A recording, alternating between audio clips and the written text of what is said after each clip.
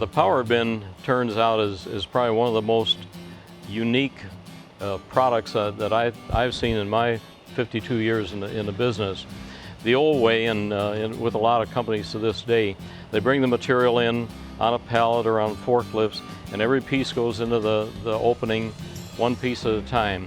What the power bin does, you can put the whole unit of material on it, and a good well-trained forklift driver, hook it up to the opening and activate the motorized rollers, and it goes smooth as silk.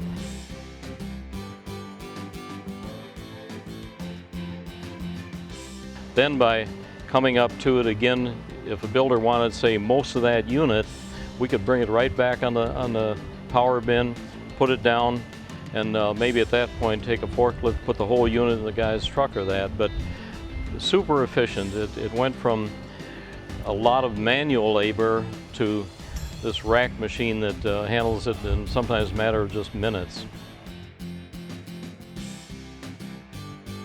Some of the benefits that we see with the power bin system is, of course, the labor savings of one person being able to stock something in approximately 1 minute. That's an obvious savings. There's some tangibles in there. I think they're pretty significant. When you're reloading that power bin, there'll be a few pieces left in that bin that need to be taken out, put on the unit that's going to be loaded before it goes in. So what this does is the team is forced to rotate stock. They don't need their boss over their shoulder or their supervisor looking around the corner for the team to really rotate stock. They are forced to rotate stock, and so that happens.